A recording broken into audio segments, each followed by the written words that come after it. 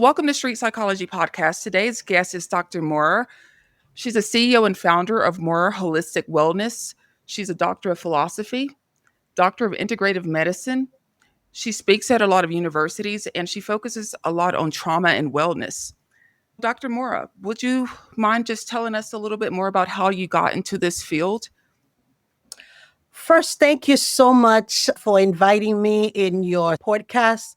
And I know you've been doing this for a while now. You're changing life. For me, I think we found each other in the worst place because it was because I was very sick, because I used to work many hours a week. When you just doing what you have to do, take care of your family, you get sucked in into so much pieces, personalities, then you just don't know who you are anymore. So I was doing things and I got sick, very sick. And then from that, I I couldn't after 7 years keep on doing what wasn't working anymore. So I start digging to find a solution and associate myself with the right people and getting help with the right way, with the right people. And then I just felt from the corporate world, I needed to move to just do what I'm good at. And because sometimes we do what we can do, but what we're really good at due to trauma, anxiety, and then our past. We don't do it. So I went back to school and I became a licensed mental health counselor and I trauma informed therapist. And I have worked with thousands of students and individual people from 4 years old till 85 years old. My oldest patient right now is 85 years old. So I work with patient mind, body, and spirit and understanding how to integrate health and just so we found each other in somehow, some way. Yeah, I love that. We did find each other and the work that we do is so important. It helps. And like you said, that from 8 to 85, you can still benefit from some type of therapy. And specifically trauma. So you decided to go into the trauma and the holistic wellness because you said you were making yourself sick in the corporate world. Correct. Because, when you start, I came to United States in 1992. And that actually, when I started, I work in, first of all, in the corporate world, my major was in business, finance and business. So I started working. You work to make money and then you start adding to this family. You don't take care of yourself. So the more you do, the more you start suppressing, and then all your needs, your immediate needs, become your priority. You forget about what you're supposed to be about in the world. And I think over time, I was so stressed, and all of the past symptoms of stress and anxiety came back because we all came from at least 7 generations of trauma we carry on. Hmm. And anxiety comes as a result of lack of care sometime. And biology plays a role sometimes, self-care plays a role, but a lot of the time it's just lack of self-care. And I wasn't taking care of myself. I was working 3 jobs, was making money. And when it's come to self-care, it wasn't a priority. But I needed to go back to understand the way I was functioning, it wasn't ideal. And then that's where I start digging and then finding solution by self-care, application, exercising, doing the basic. And Hmm. by healing myself, I end up also becoming a healer, not only for me, but also for many people that I'm working with over the past 15 plus years. Yeah. And this has been so. What drew you to focus specifically on professionals between 30 and 50? Because these are the people usually that do not have time to take care of themselves. They go about, there's a transition, this group of men and women they go through. It's all Mhm. about building the lives, starting to Mhm. focus on what next. It's like you take this grouping of the age, and you start building from you graduate from high school, you spend another 4 or 5 years in college, and then now you realize the money you were supposed to make to just establish a standard of living, you can't make it. Then you start saying, okay, what's next? Then Mhm. you start getting stressed because kids add up, relationship stressors add up, family stressors add up, but you still don't deal with the root cause of why you have problem in your relationship, why you have problem personally with yourself, what's going on at the bottom, at the root of your inflammation pattern, dysfunction you have in your life. So that's technically for me where I starting feeling like life is getting too heavy. Mm. And Mm. I think once you take this grouping and then you start become more aware, it's just becoming more aware. It's like what I speak also in my book, Mindful Yes, 5 pillar to understand and creating a balance in your life. It just you get there to understand what is at the baseline you need to take care of. Mm. So, and your book, is that your latest book? My latest book is called Mindful Yes. Mindfulness versus mindful yes. Mindfulness, for me, it's all about taking action. It focuses in the five most important areas of your life, which is the health, Okay. family relationship based on your trauma, what you carry on into your relationship and your health, how it affects you. You also have your finances.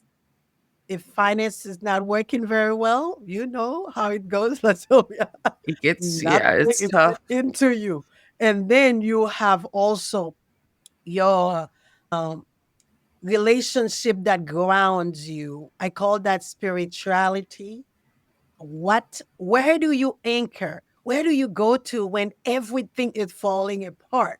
So I'm like, okay, now we have family, we have health, we have now there's a pillar that is so important that we dismiss sometimes. It's our love life, because Okay. our love life carries most of our stress. Okay, Yeah. the way we interact with our loved ones affect us tremendously. So I think those five, I used to call it the table of life. So it creating how you create a decent balance in your life, and then very subjective, of course, but that book is my latest book. It's in bestseller in Amazon.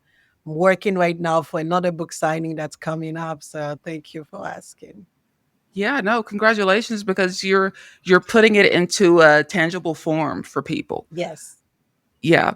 And it's all based off of your experiences. You've seen these five core principles be the most important things to consider in mid-level professionals ages 30 to 50. These are the stressors that cause that buildup. Correct. Because a lot of the time when I'm seeing patients, and you probably have had that same experience if you work as well in advocate for mental health in general, a lot of the time people that come to you, it's not they mentally sick. It's sometimes they are physically sick. So their health Mhm. is not taken care of. Or they have so many problems in their relationship. Or Mhm. they don't have any spiritual grounding. They just Right. wonder. But trauma affects Mhm. all those five pillars. And a lot of the time, if you start taking care of one that is completely in the bottom low, it gives you Mhm. some relief. And then you can go up slowly, create some kind of balance. Yeah, what kind of trauma, when you refer to trauma, what sort of traumas are you referring to I that am lead to trauma? referring more on how we brought up in terms of what we heard what abandonment issues that we are affected with, what our basic need that are not being met, emotional trauma, sexual trauma, as well when it's come to understand what is it at the bottom line that is affecting you. Because when we understand trauma is not what happened to you, whether it's chronic versus acute, something happened to you, a loss. Mhm. 9/11, people are still suffering from 9/11 trauma. Mhm. It's been a while, but add on to this what you had in your family that have affected you. So Mhm. there's a multiple layer we feel we endure that a lot of the time it's not even addressed. So Mhm. sometimes, unfortunately, when you feel you have a stressor that is sexual, sometime with a lot of patients with sexual trauma, and Mhm. they don't have any idea the amount of stress the body has endured. And when they act, whether startled, whether they have their overreaction over the way they function with individual in general in their relationship, the partners that they don't understand what coming up because a lot of the time they don't share it. Right. And now here is another partner, whether it's the man or the woman, that have no idea why you are so alert when I'm touching you, what's going on in your body, whether it's abandonment, my mom and dad was not ever available for me, whether I suffer from different type of issues. I never dealt with them because I didn't even understand their trauma. Mhm. And then they are affecting me, whether psychologically, emotionally. And then I carry on and I pour it onto someone else that is becoming a victim of you being a victim. So we re victimize a lot of the time by the way we approach other people, by not understanding ourselves. So if you take time to work with someone that can help you, sometimes you just come up like, wow, this is why I am functioning like this. This is why if I understand me, it's easier to understand other people. And I give understanding as well. Stephen Covey says, seek to understand instead of being understood. And I am giving more freedom to myself to just be patient, Mhm. give grace to people that I'm surrounded by, and then be more caring towards myself. Because a lot of the time we cause damages to ourselves because we are so unaware of the damage that have caused to us. Yeah. So that type of Yeah. trauma is wide, but sexual trauma, psychological and acute and chronic, that's what I work with the most often with patients in my clinic. Yeah. And you see this happening for people within that age range because earlier in life they're not attending to that trauma, but you see how it affects them currently in as an adult, That right? is correct because, if I'm working with a young kid, 12 years old, because the parents have been using alcohol and abandoned technically this child, um, that 12 years old is accumulating so much stress and to the point that he become numb to affection because he knows he's not going to receive affection from parents because the alcohol dysfunction or in his family or her family. So over time, the abandonment of the self is really crazy.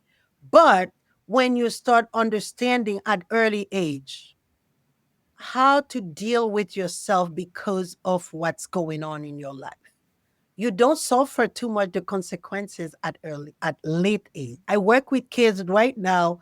I have some of the kids that I'm working with for the past 5 years, 7 years, and they have addiction in their family, or a one parent raised by a mother or a father, and then they're having difficulties, or a lot of the sexual trauma. I work with people. I speak 6 languages, so I'm Wow. fortunate to work with people with different background, and also cultural competence is so important. So I work with them in different ways so they understand where they're coming from and why they function the way they function.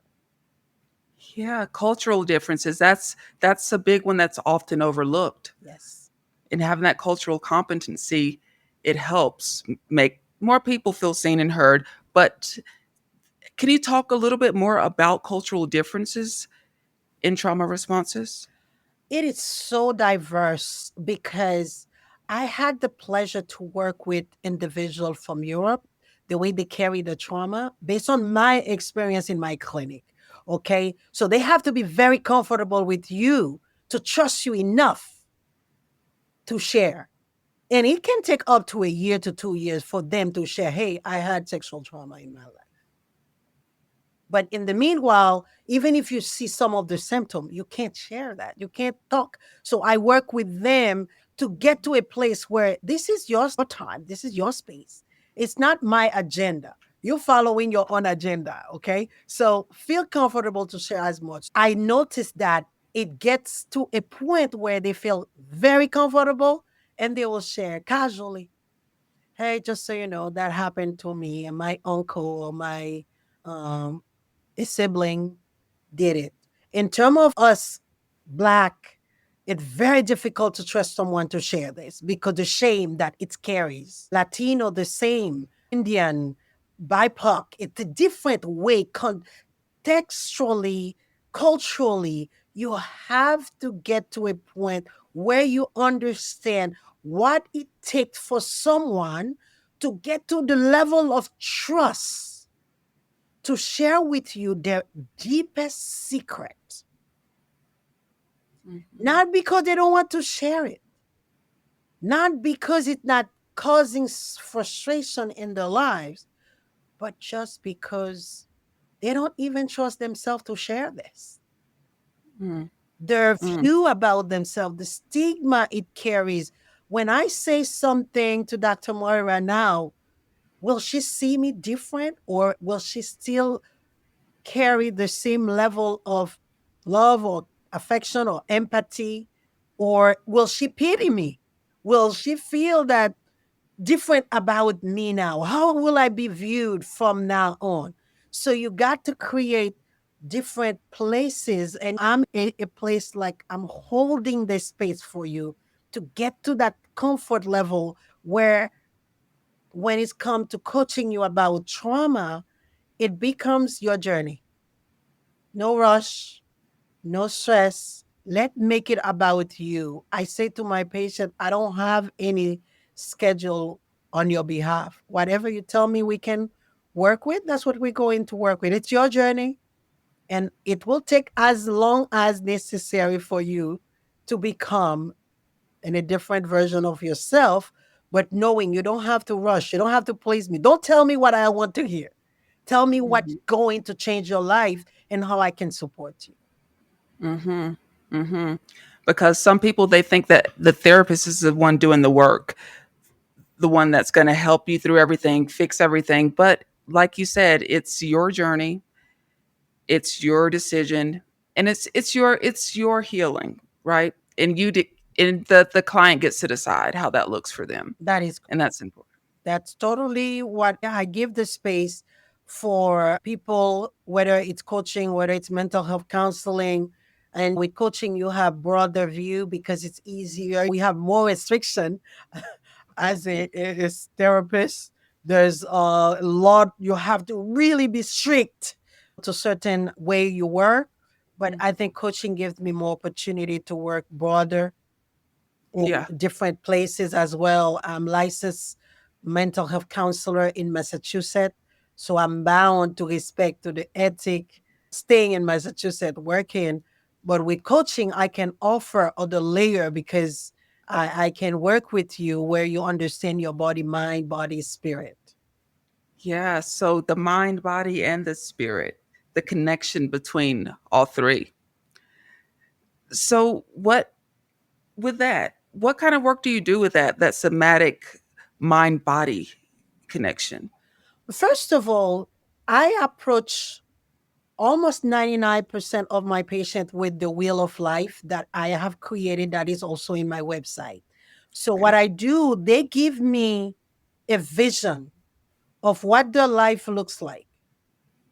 And it's include every almost most part of yourself because it has the health, mind, it has the inner world, it has also the psyche, it has the environment, how you interact, how is your family, how is you in general, your love life. So it gives you a good panorama. So if you probably experience that when someone comes to work with you as a mental health counselor, they think you're looking them from their head up. So what happened if it's you are not sleeping well because you have so much stress, because you have relationship issues, because you have financial issues, because you're struggling because of the past trauma, and your sexual life is completely irrelevant. What happened when you come and you see me, but your life, it's not only reflection of, okay, I have depression, but I'm not eating well. Okay, now what do? I can speak to you all your life. I can encourage you, but if you don't have the food to buy the nutrient to feed your gut so the gut can feed the brain, it doesn't matter how much psychology and encouragement I'm providing you and listening to you, providing you the full baseline of CBT, person centered reality therapy. I can use all of that. But if you go home, you don't have the food to eat to feed your gut bacteria, and then your brain can be revived because 95% of all your neurotransmitters are produced in the gut. So I can speak to you, and then you go, you take your medication, you feel better for a day, and then you come back and cycle back with the same issues. So Hmm. I take time to make people understand it's not the mind, it's separated from the body. It's not the body separated from your environment. Let's work in integration. Let's bring the mind, the body, and the spirit together, and let's work in unison so you can create some sort of balance so you don't have to suffer because you have a choice to make. And that choice, when you make it from a place of strength, so a lot of the time I send my patient to sleep better. I said, go for a walk. But if you don't have the strength to go for a walk, you need to start cooking better. Just eating the same ish food that, causing you to be anxious. Sugar is addictive. And then you start go into a chain where you get completely anxious and reactive. It's just because you don't have the nutrients in your body. So a lot of compassion comes when someone works with me, and in terms of trauma, mind, body, and spirit, it's the integration. And on top of that, I am also a minister. So there's a layer to bring to spirituality as well. And it doesn't have to be religion, it could be spirituality where you really focus on your life as a battlefield to ground to get your needs met. Yeah, you got it. You put it all in there. You covered every base. Thank you. Yeah. So, how receptive are your clients to changing their lifestyles? I am not going to brag, but I have really a good 90 plus percent success rate in my clinic. Whether I'm working with a patient, it's only for mental health, the integration will happen naturally, seamlessly. And if you come in to work with me, because I have different hat, I'm a life coach. So if you're working with me as a life coach, I'm going to make the integration happen. I can't separate the body now from the mind. I can't separate the mind because when I started to work as a licensed clinician, I used to focus solely in psych. But when I Hmm. become more as a functional medicine practitioner and doctor in integrative medicine, I realize, when it's come to body, everything is energy. What is the energy you're putting in the world? So what are you about? So energy is everything. So what you share, what you talk about, what your existence is about, what the meaning of the life you are living, it's so important. So I feel it's just the people find a friend in Dr. Moira, not is someone in command. We laugh, we joke, we have a good time, and but the work gets done because that's an environment that empower you to become your best. Mm. Empowerment. Yes. So how do people know that they're healing instead of coping? That's a beautiful question. I love that. And it's get me to go and close my eyes. When it's come to healing, for me, it goes at a deep soul level. It's just not you do the work, you get a quick fix, and then you run, and then you come back, you rinse and repeat. I do not have patients that come with the intention, or maybe if they come with the intention, they are quick to switch it, to face themselves. When you look at this person in the mirror and then you start loving this person, healing starts. When you look at in the mirror, you start having a relationship and you start forgiving yourself. You start understanding a lot of the things that happen in your life, they happen for you, not to you. And it's testimony for you to your next best self. That's for me the journey for healing. That's for me the journey of transformation Mm. because it's happened seamlessly. There's not a force. There's not a fake version of yourself anymore. There's not coming to me and telling me what I want to hear. It's I can get naked right now because this person gets me. This person understands me. She went through her journey herself, and now she's on a journey to help me. And now we're not in a power relationship. I'm on the top, you're in the bottom, or you're in the top, I'm on the bottom. It just doesn't work anymore. We just sink easily. And then we're able to share a space where we create. Imagination becomes wild. Creativity is at the center of your healing journey. That's what all quantum energy, I integrate quantum energy, quantum physics, and I bring that together to just let's start digging.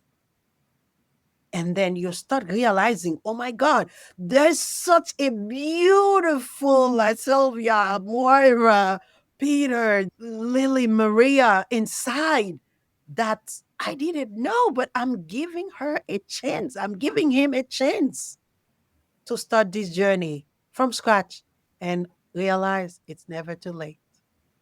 You can Mm. start today. You can start this journey today and make a decision. You're going to be better tomorrow. And that's all.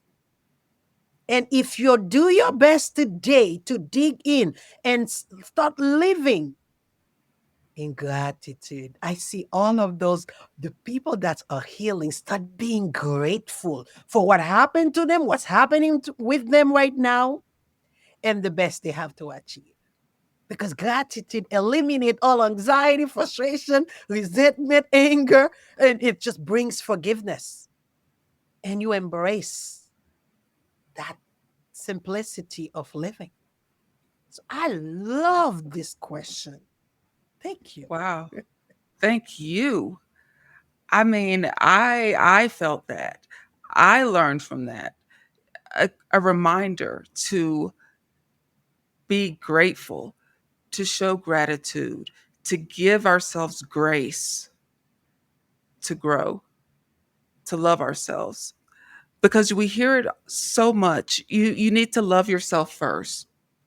Right. You need to love yourself, appreciate yourself before you can start working on relationships with anyone else. But it seems so hard. But like you're saying, take it day by day and it works. And so healing is not just learning a coping skill, taking one of those skills out of your toolbox. It's a feeling that you get.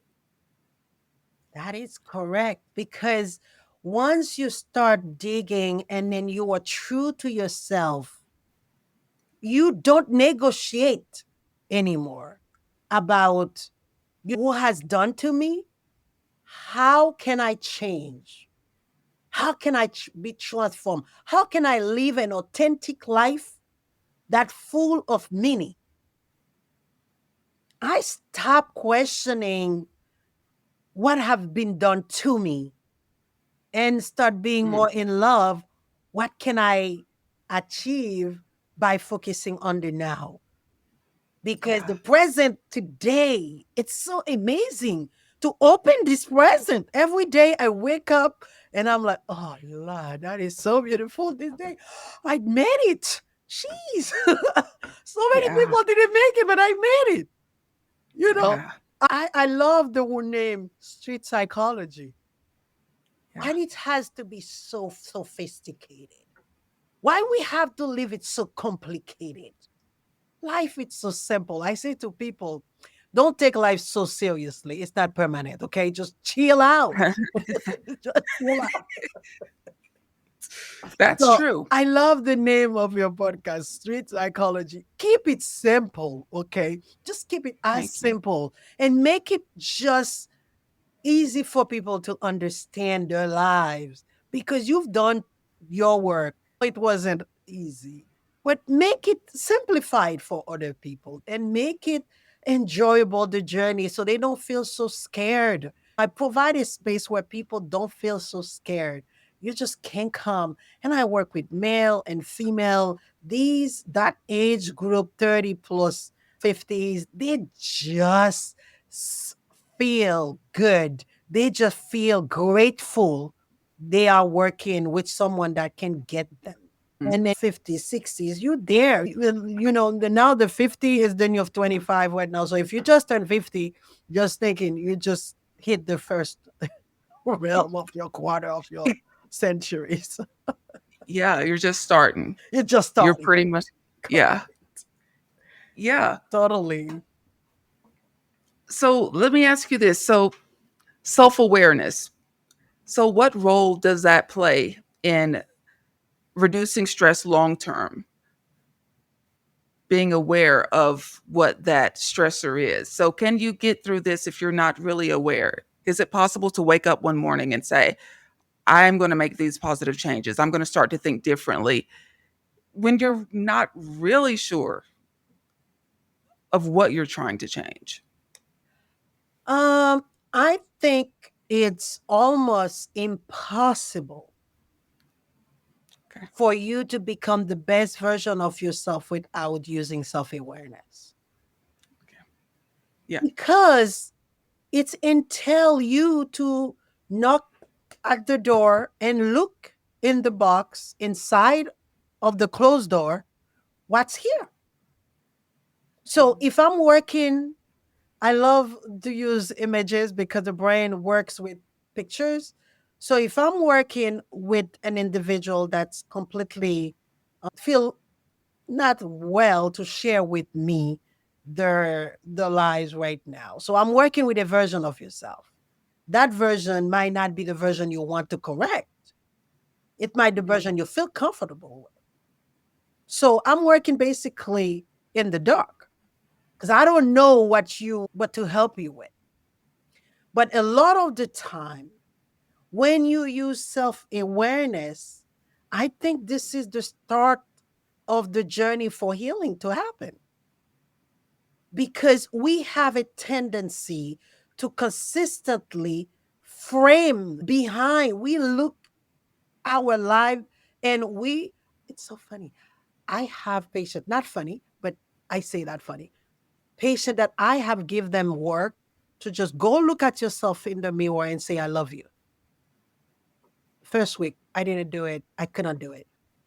What we take for granted sometimes. Look at yourself in the mirror and confront yourself. Don't confront yourself. Change the word.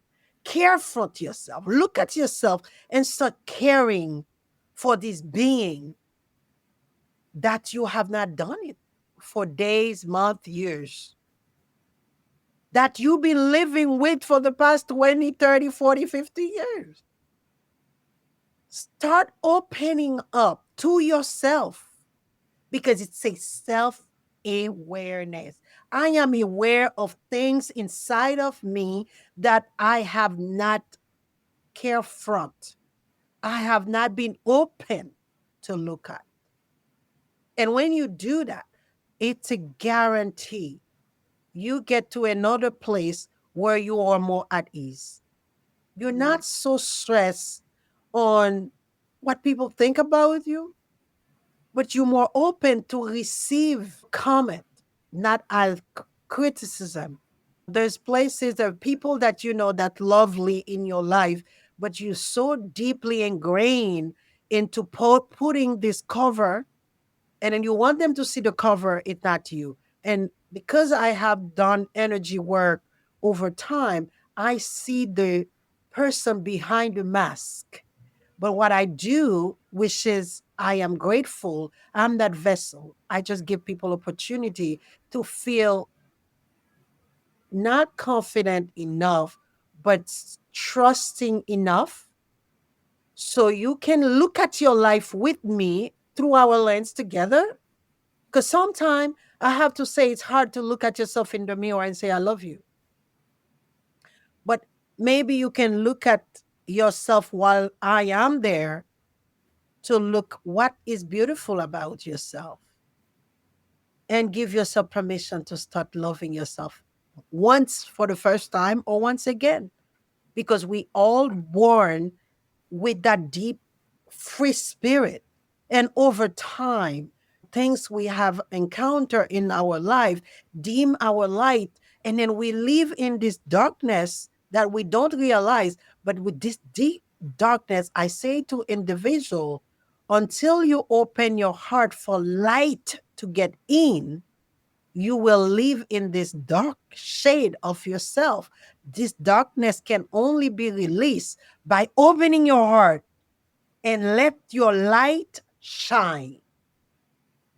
And by opening your light and let the light shine, guess what? People can see you. A lot of people want to be seen, but they just live in the darkness. I wish this could happen for me, but I'm ever going to just show up. I wish to become a best speaker, but I will never be able to go. And can you get some training? Can you work with someone? Can you go to listen to street psychology and then get some inspiration of how people have done it? It didn't come like this for me. I went through my 7 years of journey of rediscovering myself, becoming aware of what wasn't working for me mentally, physically, because that journey of deep issue that I had, anxiety, depression, want nothing to do with life anymore. Because I look at this woman that I'm looking at right now, that I fall in love with over the past 15 years. That woman is the same woman that I couldn't stand when I look at in the mirror that I used to see ugly, because the people used to look at me and tell me, oh my God, you do have an accent. Oh, you can't do this. You can't do that. You can't, not now. I would work with a lot of people and I would just train, and then I trained them to take the promotion that I applied for that wasn't qualified for. So over time, my light get to dimmer, dimmer, and dimmer, and then I start believe I wasn't good enough. And then by Mhm. believing it, I just can't be aware of who I am. But I know from my parents, my family, where I came from, there was a deep understanding that, Moira, where are you? So I had to go knock at the door and find me. But it required me to do the work. It required me to just go for, you know, that finding a mentor, listening to I remember my that there was a podcast when it's 15, 20 years ago, 18 years ago. It was Les Brown, Lisa Nicole, Tony Robbins. It was those things I used to surrounding myself with. And I used to go all those preacher, TD Jakes, and everything that I could find to keep my spirit up. I used to work with mentors directly. And that's where I am now to speak with you in your amazing Sweet Psychology podcast. I would never had the honor to meet you without Yeah. doing the work and the self awareness that I had brought to my own life. Hmm. And that cliche where people say, if I can do it, so can you. But it's true. We can do it, so can you. And to be there for people. I mean, I love this conversation with you. I see your enthusiasm. I can only imagine what your clients experience. So, Yeah, we are a vessel. And I feel this is such a blessing. Someone can come to me and just trust me that I can help them. So I don't take this for granted. So everybody that comes to me, I feel gratitude for you to come, to show up. And I know if you stick to the routine, the what I'm sharing with you, with the resources that will be provided to you, it's a guarantee your life will change forever. And maybe not at 100% today, but what is 1%? Version one is better than version none. mm-hmm, So let's stick to one step at a time. I said, how do you eat an elephant? One bite at a time. So if you want to swallow it, you're going to die. So guess what? The same thing with psychology, the same thing with doing the work, as you say, right? Let's take one step at a time. If I can do it, you can do it. But don't rush it. Breathe. Take your time. Your journey is not going to be your sister, your brother, your cousin, your neighbor, your friend journey. Each one of us going to be in our own journey. And don't compare yourself because comparison is the thief of all joy. And little celebration. We don't celebrate enough this little mm-mm, journey. I didn't have 10, but I have a 7. Okay, that's better than if I had a 3. Okay, let's celebrate every single great or little step we make in our life in the journey called life, because this is where you're going to thrive or you're going to stay miserable. But the choice is yours. Whether you surround yourself with the great people, whether you listen to podcasts such as Street Psychology, whether you listen to other people that are inspiring you, because I feel so blessed to be in your presence right now because you have a goal, you have a mission by finding people like me to inspire your audience. It's just not just, oh my God, I'm going to sit down and Moira going to pop up and I'm just going to do my interview and then I'm going to leave it. No, you have work. You've been putting in day out to have this so people can be interested. And I'm encouraging people, share it. Share street psychology everywhere because this is the base for your growth. You can't fix what you don't know. And if you start getting aware and then you bring attention to it slowly, a lot of change will happen.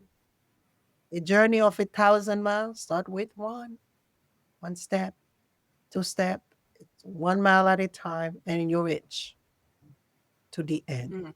It's a journey. But at the end, I realized one beautiful thing. After you reach to the high top, what next? If you don't enjoy the journey, guess what? When you get to the tip top, whether it's too fast or too slow, whatever, you don't enjoy the journey, you're still miserable at the top because the top is pretty lonely. Bottom Wow. is too crowded and the top is too lonely. Yeah. Where do we win? Where do we? It's the journey. It's a It's the journey. journey. It's the journey. Well, thank you so much. And I want to know, where can listeners find out more about your coaching services, your mindfulness protocol, and your books, everything that you offer. My book is in Amazon under Moirar, my name. You can reach any of this book, the latest book, it's Mindful Yes. Um, Also, I have two other books that I've written solo and over seven others that I have co-authors with Les Brown included, some of them that I've trained with a lot of the best in the industry to just do what I do with a competency.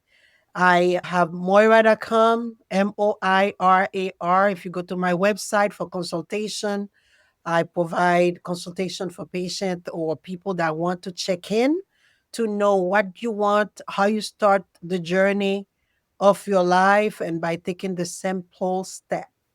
And it doesn't require a lot of knowledge, it just requires a lot of desire for change and transformation.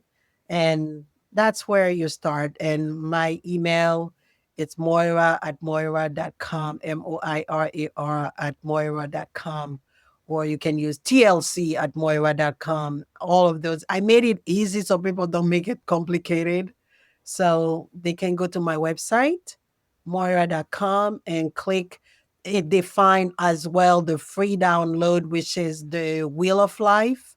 I have presented that a few months ago, 3 months ago at the Yale University School of Medicine, and it's beautifully received.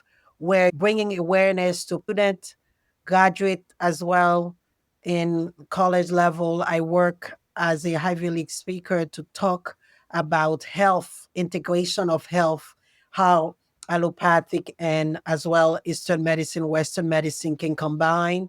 And then self care is not negotiable, and how we just bring awareness to a group of people that we are serving. Mm. And what are the final words that you want the audience to take away from this and remember? Most importantly, remember you have one life to live. Live it to the fullest.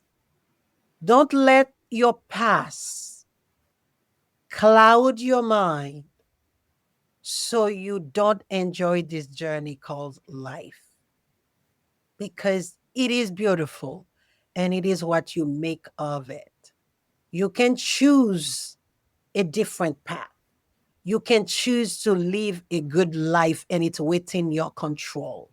No matter what you have been through, no matter how challenging it is your life right now, I ask, like Les Brown say, when you're falling, fall with your head up, because if you can look up, you can stand up. Don't fall face down. Reach out. There's always someone that loves you, that really looking forward to have a conversation with you.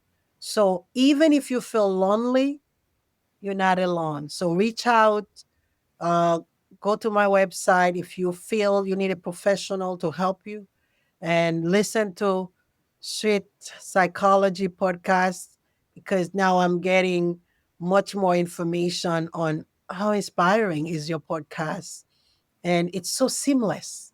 I love that you don't have to just do so much preparation. Just be yourself, show up and talk. And that's what I think life is about. Keep it very simple, sweetie. Kiss. Keep it simple, sweetie. Don't just go and just get your life complicated and make it complicated. Life is simple. And the way you live right now, today, you can carry it on for the next day, and just make a choice that you're going to have, that going to make you feel, okay, I had a good life. And if you don't have it right now, take the necessary steps to get the support you need so you can change and transform. That's beautiful. Thank you so much, Dr. Moore. It's been a pleasure speaking with you. Thank you so much, La Salvia. It's such an honor to be in your podcast to participate and make it so inspiring. I'm inspired. I think after you ask a few of those questions, I get to get those questions inside of my soul. I feel while I'm talking, I'm being transformed through your questioning as well. Because they said if you want great answers, where do you go start? Great question. Great questions. Yeah. Thank you. You're Thank amazing. you. Thank you so And much. great answers. You too. Thank I'll keep in touch. Yes, please do. Oh, have a good day. Thank you. You too.